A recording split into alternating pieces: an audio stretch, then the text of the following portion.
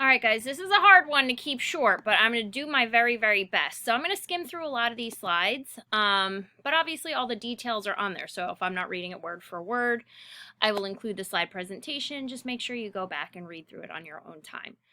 So the Vietnam War. It is also referred to as the Second Indochina War by some parts of the world. So we'll mention that right here. So how did we get to this point? So long, long ago, well, not too long, but anyway, Vietnam was under the control of France. Typical story, tried to gain its freedom, finally got it, yada, yada, yada. So that was referred to as the First Indochina War. So when the conflict happens again in Vietnam, some parts of the world refer to it as the Second Indochina War. But for us, it will always be Vietnam.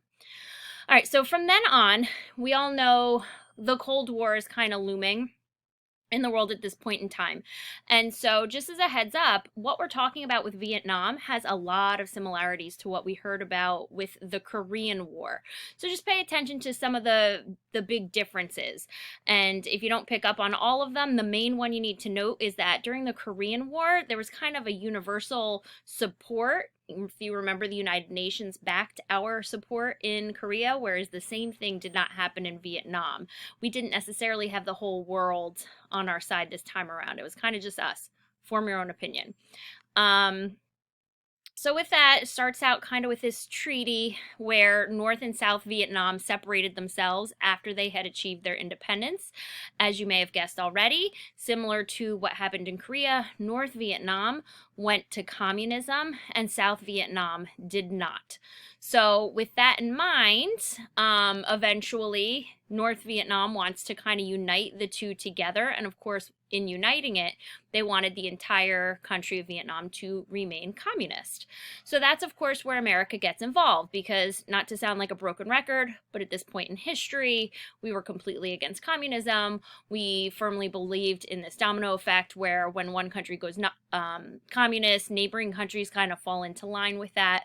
So, similar to Korea, we came in to support the South to prevent that from falling to communism. So the two people involved was Ho Chi Minh in the north. There's a lot of references in the war to him, like they were called the Ho Chi Minh Trail, these like little trails that went from the north side to the south side. And named after him, obviously. And in the south, you had this guy Diem. We'll just say Diem. Now, he's important because he was the leader in the South. We kind of pushed for him to get elected because he was the least of the evils. So I will just tell you, Diem was not a good man. There's a lot of really bad history about it. America pretty much, or at least the American leaders pretty much knew he wasn't a good man, but it was like, again, he was the best or the least of all the evils, so we threw our support to him. So if you're wondering why Vietnam is always this huge controversial war, I don't even know if it started with that, but that was definitely one of the main early points. Like, why are we going in supporting this guy? Like, really, is he better than the communist ruler? In fact, a quick shout out, there was a documentary, a phenomenal but long documentary by this man, Ken Burns, a few years ago.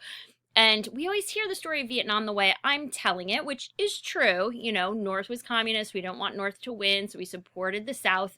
However, if you watch this documentary, it gives a very intriguing look as to how Ho Chi Minh might have actually been the better choice. Even though he was communist, the way he was running the country may have actually been better than how supporting Diem and everything. So I highly recommend it since you may have a lot more time on your hands recently.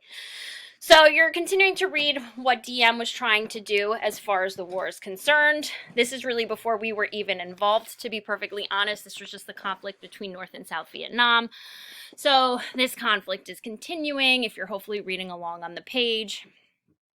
And that brings us to January 1959. The South Communists, yes, I didn't mess up my words here. The North and Ho Chi Minh was being very influential, and they were gaining support from the people in the South.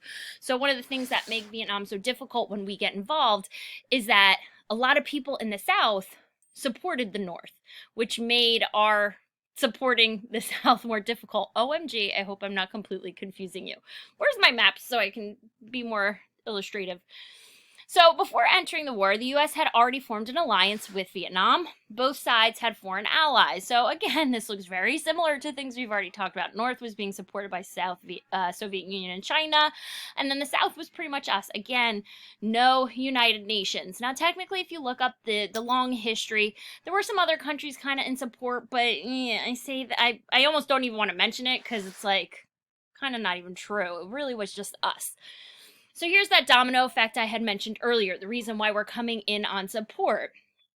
When one country falls, history has shown that other neighboring nations do fall way to communism, right? We mentioned Laos earlier as being one of the modern day communist countries still. So there is truth to it. So again, this is the story about Diem and how he probably wasn't the best choice to support, but the United States decided to go that route in a faint attempt to prevent communism from spreading. This was one of many, many, many, many, many massacres during Vietnam. This was just maybe one of the most televised, I guess I can say. And it was very well known amongst the country, building the controversy of the violence that was going on over in Vietnam. So this was called the My Lai Massacre. This actually had to do with the New Year that they celebrated and a massacre that happened at that time. So there was a little catchphrase that Nixon, I think, coined, and it was called Vietnamization. So he was one of the many presidents that were in office during our time of fighting in Vietnam. The Cambodian campaign, so if you were looking at the map earlier, using area in neighboring countries, but America was totally not in support of this, so that routine does not last very long. This is all about the money, right? The Vietnam War was asking for a lot of financial support in terms of sending our troops, sending our money. And again, most of you guys know the history that a lot of Americans weren't in support of this war, in this war effort. So providing financial aid for them, even though our troops were there, was a very controversial thing in this country. So this is just giving you the history of the amount of military use we had over in Vietnam. So this is always the question that people ask. Who won the Vietnam War? Most of the time you see in our history that we've never lost a war. Depending how you want to explain and justify that, you can prove that point to kind of sort of be true, because we technically didn't lose Vietnam. We just kind of pulled out before I guess it officially got lost, or it wasn't our war to lose because it was the Vietnam War that we were just in helping the South. I don't know. You can word it many different ways. Long story short, I kind of do think we lost because our goal was to get there and have the South not turned communist, and, well, it did. So, technically speaking, we didn't accomplish what we wanted to. So the war coming to an end. The war lasted 19 years in total. There's your specific detail right there. During the war, and this is a big part of it right here in terms of the controversy, it used a lot of interesting tactics. So North Vietnam, like I said, had a lot of support in the South. And as far as our troops were concerned, it made it very difficult, very confusing to figure out who the actual enemy was. I think this was probably one of the biggest difficulties in the war. In fact, I meant to put in a quote here that I'm going to totally butcher right now, but it said something along the line, it came from a soldier, that it was so difficult because whether you were talking to a 5-year-old child or a 72-year-old woman, you couldn't trust anybody. So they were going into these villages, trying to clear them out, trying to get rid of the Viet Cong, or Charlie, as they called them, the North Vietnamese. But there were a lot of North Vietnamese supporters in the South. So again, our troops did not know who the true enemy was. And so there's a lot of brutal footage, a lot of brutal journal entries about our soldiers killing who may have been innocent people, and they just really do not know, and being put into these really bad situations. So here's one of the peace agreements, but it kind of fell through. The end of the war comes into play here without aid from the U.S. because we stopped giving more support. South Vietnam was just crumbling and crumbling and crumbling to the point where the United States is eventually going to pull out.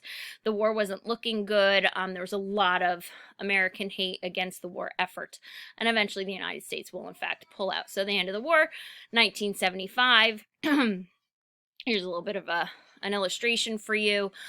Once we pull out of the war and the North starts to invade and infiltrate the territory, a lot of South Vietnamese, true South Vietnamese people actually flee the country because they didn't want to be taken over by the communists.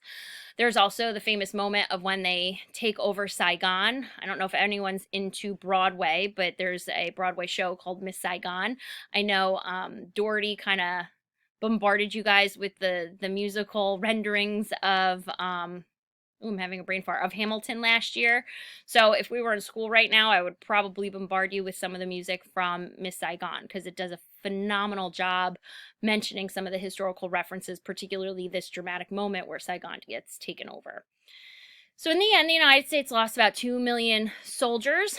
On top of that, obviously, there was a lot of injury. And on top of that, Vietnam was very well known for soldiers coming home just mentally disturbed from the things that they saw, the things they had to do, the confusion they endured. A lot of soldiers came home with post-traumatic stress based on the idea that they don't know, you know, whether they did the right thing. A lot of soldiers that were sent there didn't even support the cause, did not truly understand why they were there, and like I mentioned earlier, weren't sure whether they were dealing with innocent people or not. This is considered to be the second longest running war. The longest one is actually the one we're kind of sort of technically in right now, as we talked about when we were actually in school together, and that's not listed on the chart here. So a couple of extra things. This is kind of the wrap up of the war. I kind of mentioned all this stuff before, but it's just on there as a little bit of a wrap up. So why is it controversial?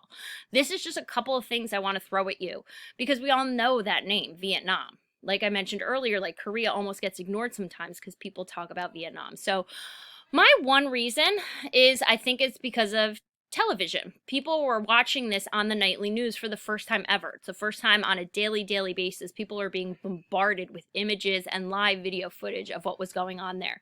So technically, you know, Vietnam might not have been any more physically brutal than any other war. It's just that we didn't see it on a nightly basis. So of course that's going to be disturbing. On top of that, the draft focused on 18 to 21-year-olds. Even in World War II, when we were looking for soldiers, we had older adults, right? Whereas this time around, it was primarily young men, which is upsetting. Also, the draft was more controversial. A lot of people were deferring the draft. Like, it was almost like wealthy people got out of it and, you know, minorities were getting pulled in more. So the draft itself was controversial. We also know the 60s was the hippies generation, so there's, you know, peace, love, movement, a lot of protests, people being against, quote unquote, the man, the government, and so on. This is just one of quite a few incidences that got headlines. It was called the Kent State University. Students were protesting there about the war, and the National Guard actually came in. I think like 12 or 13 students were shot because the protests got violent. So just a nutshell of different things that made this war so controversial. Again, the lack of support. One of the most upsetting things that I've ever seen is that even when our soldiers returned, people spit on them, people threw things at them. They didn't even support the troops, even though a lot of those soldiers, again, didn't even want to be there, may have been drafted. And so the whole thing was just wrong. The history of it is just really kind of difficult to study. So with that, thank you so much for listening. I'm apologizing. The Vietnam War deserves so much more than just my 10-15 minute summary of it. Tons of great movies, most of which need parental supervision for you guys to watch.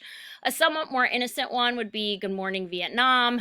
If any of you guys have caught Forrest Gump on TV, the soundtrack alone gives you a good inkling to the time period. But of course, it has that little piece in the middle that shows you a much lighter view of the Vietnam War with a couple of, you know, cute little sarcastic comments that will give you the true light. As you get older, though, as I said earlier, the Vietnam War focused on a lot of the mental abuse that these young soldiers endured and the things that they saw. So there's some, I will honestly say, disturbing movies, but really do capture some of the struggles these soldiers went through.